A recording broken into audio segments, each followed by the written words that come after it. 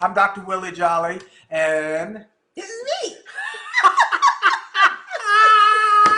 Keep on laughing. This is me. Her name is Dee. She's the co-author. This is your first book. You know that, right? Yes, sir. This is the co-author of the book Make Love, Make Money, Make It Last, 10 Secrets for Shaping a Great Marriage, written by Dr. Willie Jolley, best-selling author and Hall of Fame speaker. And his bride for over 30 years, now going on 30, almost 36 years, Dee Taylor-Jolley, M.Ed. I'm also, for those who don't know, I'm the author of the book A Setback is a Set Up for Comeback. The two books have, the last few weeks have just exploded in sales, and we're grateful for that, So Olympia has joined us. Hey, sweetie pie, we're going to see you Missy Lynn, who has a birthday coming up. Coming up, her birthday. She have a birthday. All right, so look, we're going to talk about something very, very important. So a number of people have asked us over the last few months to talk about this, and so we simply haven't done it. That was your suggestion that it's time. Yeah, it's time for us to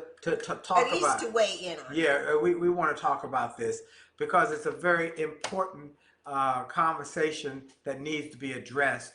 And so people are joining in on Facebook. Thank you, thank you, thank you. Continue to start a watch party. Folks on Instagram, continue to share with more and more people. That's the real Willie Jolley. The real Willie Jolley on Instagram and Willie.Jolley Facebook Live.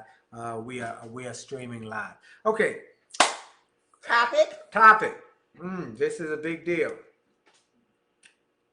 Let me set it up before we talk about the topic. A family member some years ago got married. Way before we started our marriage series. And our family member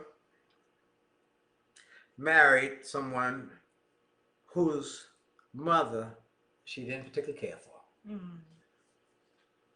Or they didn't communicate. There was some problem there. And it did not serve her well, and it did not end well. Because I wouldn't say because, but one of the issues she communicated with her mother-in-law that she was not happy. Yes. And with her behavior. So what we learned is that in-law issues can have an impact. That marriage ended up breaking up. And this was a shock because they were inseparable. Before they got married. They were inseparable. But once it went south, it went real south. It became divisive in terms of, because who will your husband side with, you or his mother? Okay, let's talk about this. Okay, so in-laws or outlaws? That was the topic. Outlaws. In-laws, outlaws, ways to manage. So let me say, this is one of those times. Oh, Lisa's from DC. Very good. Hi, Lisa from DC. Right. So look, this is one of those points where we're not going to tell you from our experience about this issue and how to handle a negative in-law situation. Because people have asked us, and we always have the same question or response. That was not part of our story, okay? I loved my in-laws. Now, it took me a little longer to warm up to my father. To warm up to her dad than her mom. Her mom was effusive. Her mom was just a big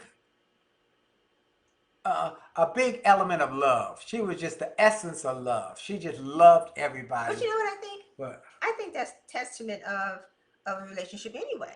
Because my father was more standoffish and he wanted to see how you were going to treat his baby girl. Right? Yeah, right. But you were still kind and loving to him. You were more forward to him than he was to you, if that's an appropriate term. I think that's a good term. And you kind of wore him down with kindness. Yeah. Because he was standoffish didn't mean that you were. That's correct. And which is one of the points that we want to talk about in our research. We had to go do research because, as I said, it was not a negative. In fact, he was not warm and fuzzy, but he wasn't rude. Right. He wasn't nasty. He just wasn't warm and fuzzy. Well, her brother was. And on the other side, my mom. Now, my dad died when I was a teenager, but so Dee never got to meet him. But my mother, Dee, got to know my mother. We lived with her our first. We lived in his mother's attic. Yep. Okay. His mother was the nicest and sweetest lady. Having said that, she was also the biggest pack rat and the sloppiest person I have met in my entire life. I think she had the first piece of jewelry she ever had from a child. And all the papers from all her students from the 1950s. She could not throw out. She was a school teacher. She could not throw out papers. Every kid's term paper that she had ever graded. Absolutely. And I had been a teacher. I threw everything away. Okay. But she was always kind and gracious to me. So I had the issue. I had to learn how to not see the piles of papers. No, we got to get people who might be joining us understand. Okay. She is OCD, obsessive about neatness. Okay. Well, I'm probably obsessive about everything. Yeah. And since being married to you, since you're all over the place and not obsessive about anything, just makes me obsessive about everything. But at least I know my limitations. And we work within the space of that I accept my own challenges and my own issues. Right. And I think that's very important. Right. And then having said that, how do we keep the peace and work together to build our relationship? Right. So my mom was the sweetest lady you'll ever meet. She was just stuff everywhere. Everything. Just stuff. Like we went to visit my cousin. She said we'd have to come visit and we'd have to move stuff out of place to find somewhere to sit down. My mother just wasn't what it was. She was the sweetest, nicest, kindest, most giving person I've ever met. Giving. But she did not like to throw stuff out. Okay. Now you know that we didn't have any issues. So that wasn't the in-law issue. That's why we're going to say this is not from our experience. But because we were so different. Now we say that. Yeah. Different, and I would say really with me, because neat, orderly, and a bleach queen, the BLEACH queen, she bleaches everything. To this day. You know what COVID's been like for me with her and the bleach queen, everything. One day I came in and she was Lysoling me when it first started. Yes, because you went out without the appropriate everything that I thought you I didn't have a hazmat suit on. And I Anyway, let's go. All right, look, I want to say hello to Charlotte Crowell.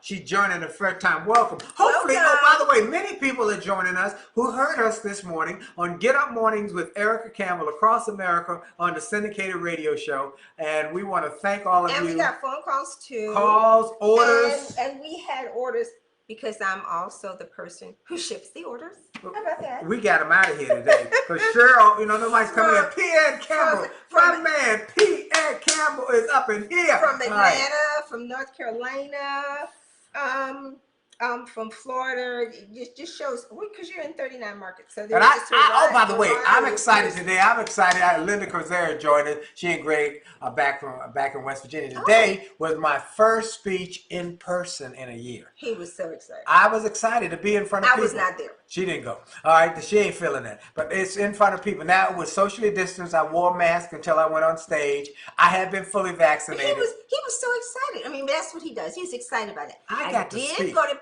practice with him yesterday. To the rehearsal, but she didn't go in. I did not go in. He said, come hang with me. I said, okay. And I sat in the car for a little over 2 hours as he rehearsed. And I had all this stuff to read. That's the togetherness. That's togetherness. That's how we stay together. That's what we do together. All right, let's talk about it. Okay. Problem with in-laws. In-laws and outlaws. Ways to manage your in-laws. Yep. And so we have our own perspectives because we didn't have those challenges. So I have thoughts about that. So we did. But we have seen it. Did different research and we have our own opinions. So that's some things he talks about, I don't necessarily agree with. So we have our own particular perspective. But we have seen a person who's married went south because of it. So we want to make sure we did talk about it. Let us say that there's so much information out there that you have to take a lot of it with a grain of salt. Yes, there's and decide wherein you want to fit based upon how you want your relationship to go. Okay, let's start with this. Let's start with this first common, clear idea. When you get married, you're not just marrying your spouse. You're marrying their family. Would you agree with that? Oh, the whole family. All right, the And whole that includes family. the exes too. That's right.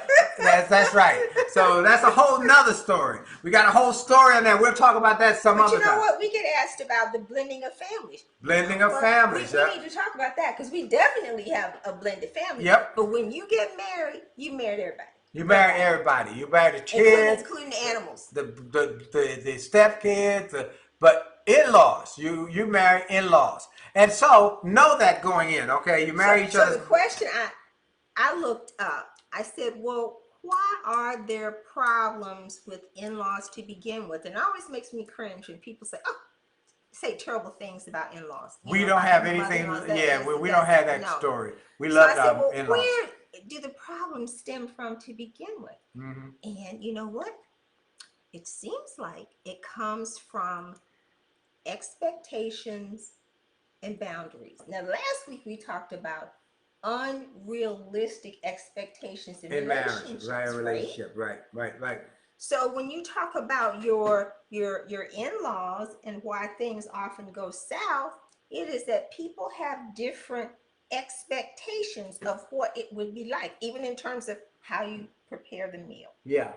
How you dress or undress the bed, how you wash the clothes, how you will interact with my son or That's with right. your, you know. Yeah. So you're bringing those different value systems that you had in your other family before you were married and a new family. You're bringing all that stuff with you. So what do we talk about in the book? So I want to get back to the book because we want people to know that we write about that, not specifically about in-law, but we talk about leave, cleave, and weave. Okay, we talk about that. What chapter is that in? That's chapter number. Leave the drama with your mama.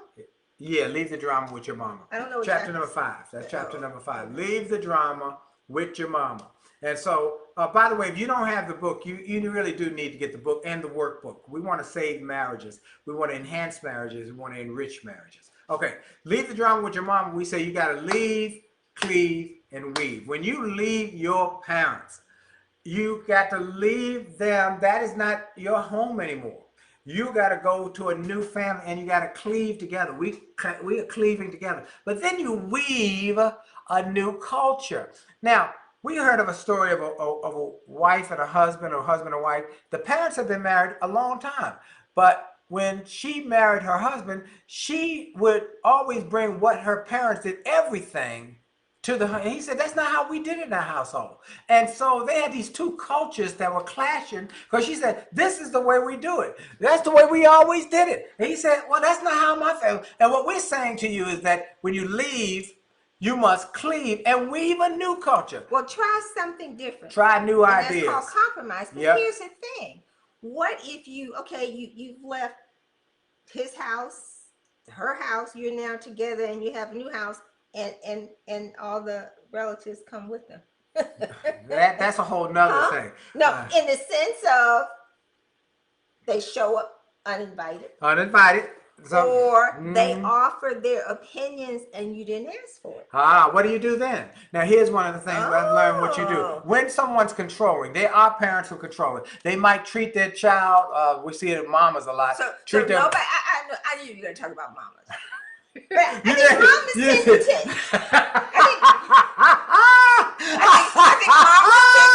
be more challenging. But you know what?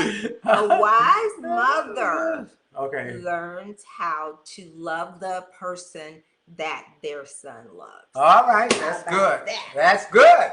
That's good. Now, what do you do though when you have a overbearing or controlling or dominant in-law, parent who never can find right for it? You never do with her. You must not fight fire with fire. That's the thing. You can't win. You cannot win in that. Do not fight fire with fire. We would recommend you do first things as we do is any other conflict in any relationship. You always exercise the 4F formula for any conflict, to have the difficult conversations, whether it's your in-law, whether it's your mate, whether it's your boss, whether it's your coworker, whether it's your child. You got to use the 4 F's. Be friendly. Always start off friendly. Start off angry. There's always defense mechanism. Be frank. Now, when you say frank, not you did this or you did that or you did that. No, no. This is how that made me feel. Tell the truth. How it hurt your feelings. Don't be ashamed to say, that hurt my feelings. Be fair. Why? Ask the question, why? And then listen. And then be focused on a win-win. You want to win in this relationship. Now the in-law might not want to do that.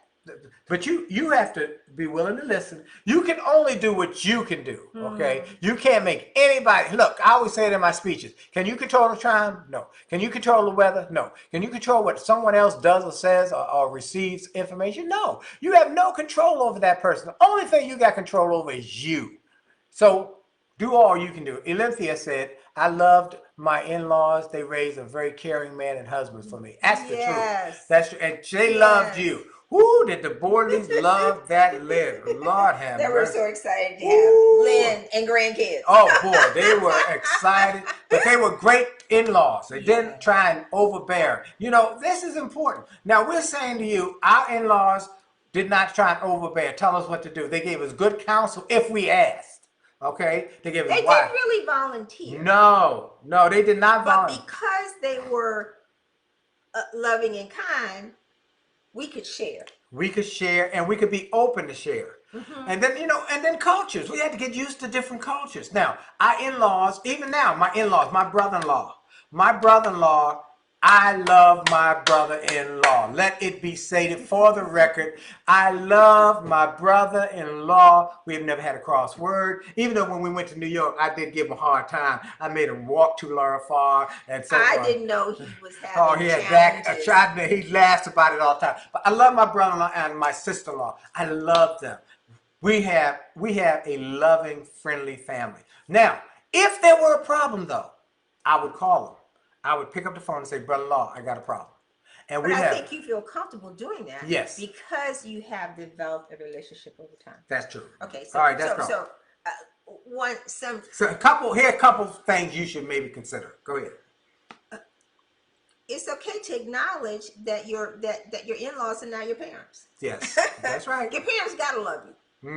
Your in-laws, they ended up with you. I mean, it's pragmatic. They may or may not be all that excited about you. Oh, okay. Right. What are you gonna do about it? Right.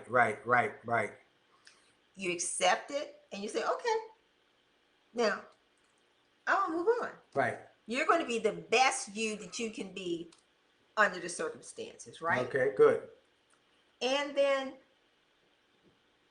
the catty things, we never had that problem. No. Of people saying little unkind things or digs. Well, when he was with me, I always cooked so-and-so. Or parents who when every time, one of the things I read was when a parent who every time the baby is coming, she cooks his favorite meal. Okay, and is that a dig at me? No.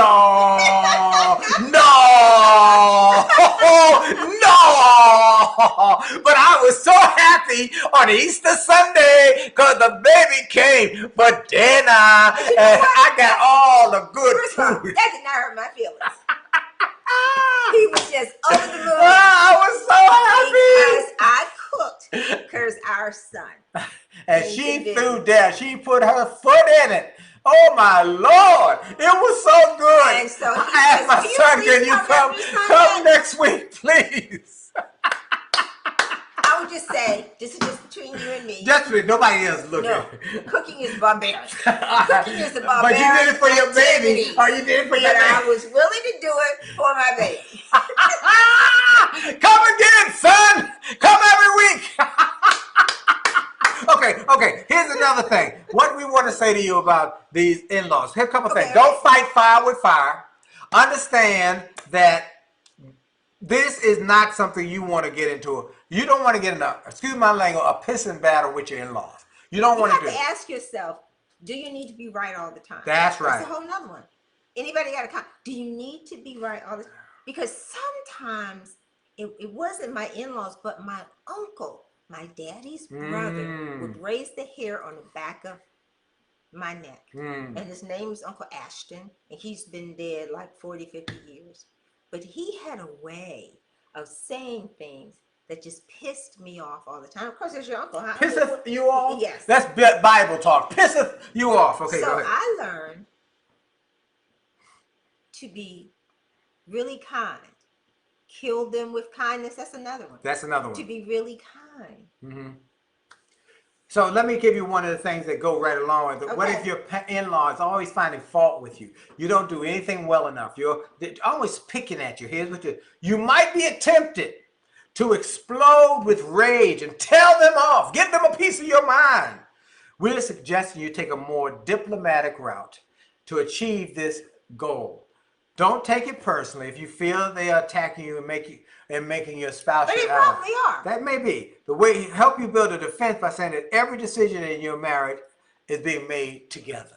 You and your spouse. You say this is we made a decision together, and so that it would be unfair to blame only you because your son or your daughter is involved. We're making this. We've cleaved. Go back to leave.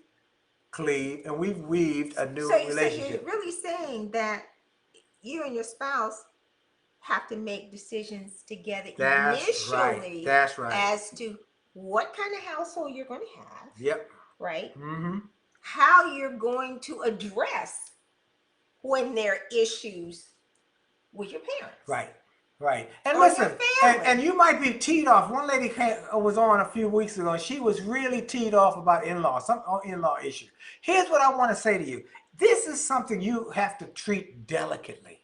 Even though it's a very obvious pain in your behind. You must be delicate in how you handle in-laws because just like when people complain about their boyfriend or girlfriend to their friends, and the friends get mad at the boyfriend or the girlfriend. Usually it's a guy. And then they forgot. And then the couple forgot. They done melded their relationship, but the friends still hold that onus against that person. And so you got to be careful what you share to people. That's very important. Very important. Very important. I don't think you should share. I don't think you should share if you have problems or challenges in your marriage. That you should run to your parents, mom, your dad, or your parents and say, you know, he did so and so, he said so and so. That's right. On the other hand, when we were having challenges with Latoya, and blended family stuff, right?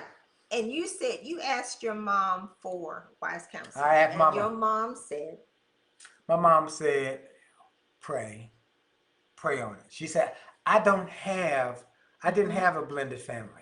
Mm-hmm. I can't tell you what to do from an experience place, but I can tell you what I did when I didn't know what to do raising you guys. Because my father died when I was 13. My brother was 14. So I will tell you what I did when I did not know what to do when raising you guys. So prayer.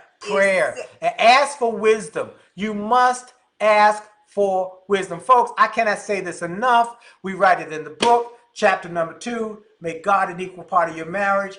In fact, the majority, you must take time to pray. We talked about it Get Up Morning with Erica. We pray together. We ask for God's grace. We ask for wisdom. Pray together. You study together. You Bible study. Bible that's necessary, which leads into prepare yourself mentally. And that's part of the prayer. That's part of the study time to prepare yourself mentally because things are not always going to go the way you think they should.